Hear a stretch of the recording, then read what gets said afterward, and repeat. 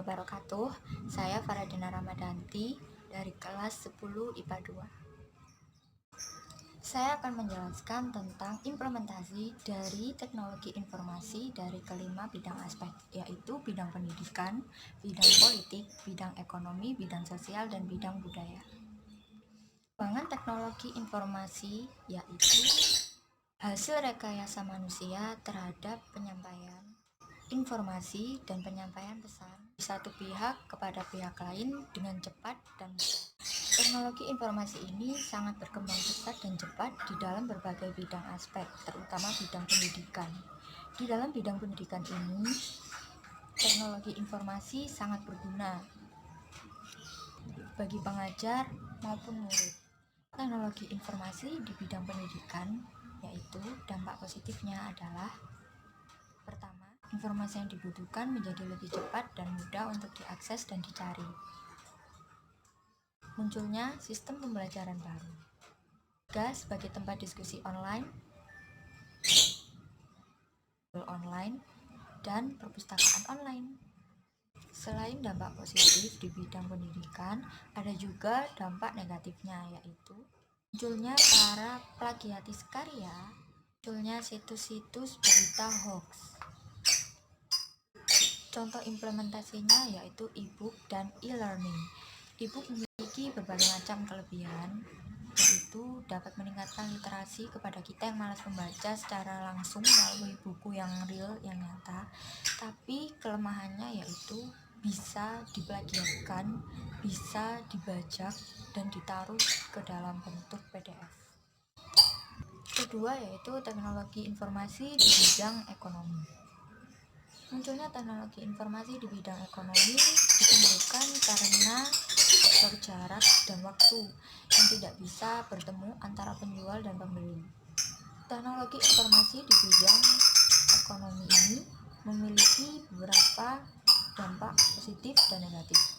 Dampak positifnya antara lain terjadinya industrialisasi, pertumbuhan ekonomi yang semakin cepat dan pesat, banyak perusahaan yang melakukan investasi secara besar, dan persaingan semakin besar untuk menghasilkan produk yang kreatif dan inovatif.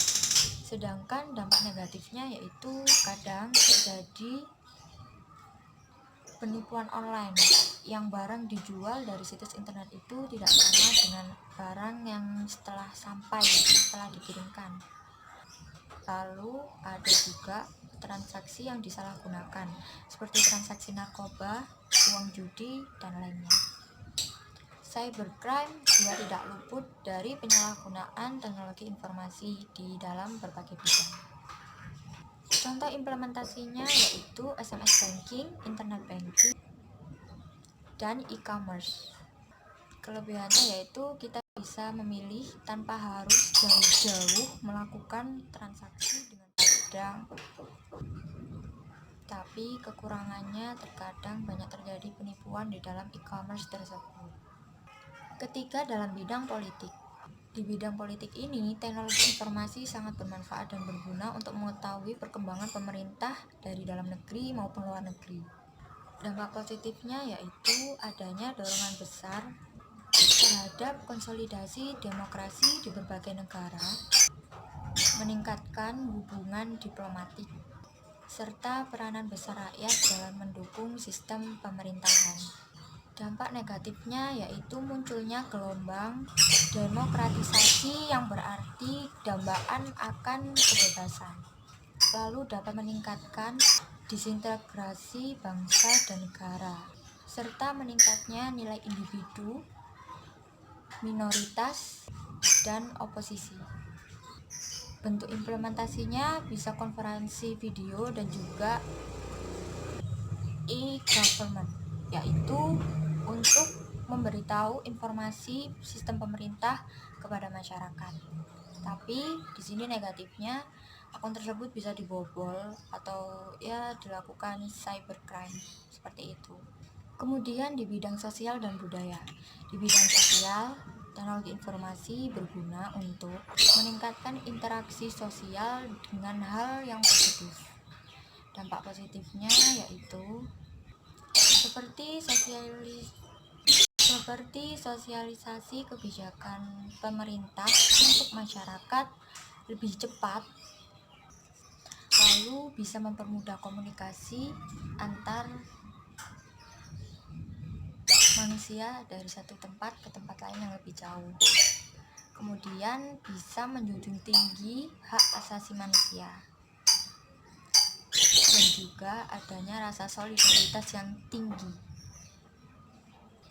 Namun dampak negatifnya yaitu lagi-lagi banyak bermunculan gambaran hasil bajakan. Terjadi penurunan moral pada kalangan remaja, kenakalan remaja, kesenjangan sosial, dan juga interaksi anak dengan alat komunikasi secara satu dengan satu membuat anak tidak cerdas secara sosial. Bentuk implementasinya yaitu jejaring sosial dan juga media sosial.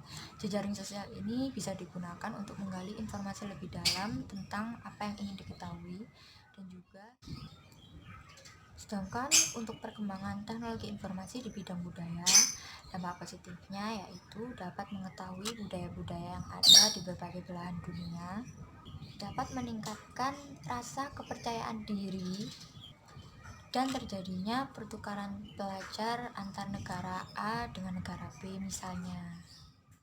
Dampak negatifnya yaitu terjadinya akulturasi budaya, sikap menutup diri dan berpikiran sempit, serta lenyapnya budaya dan akulturasi lokal.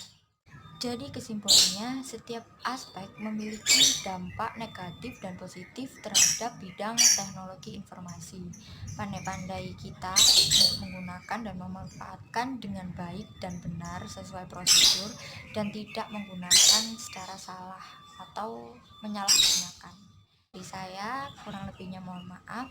Assalamualaikum warahmatullahi wabarakatuh.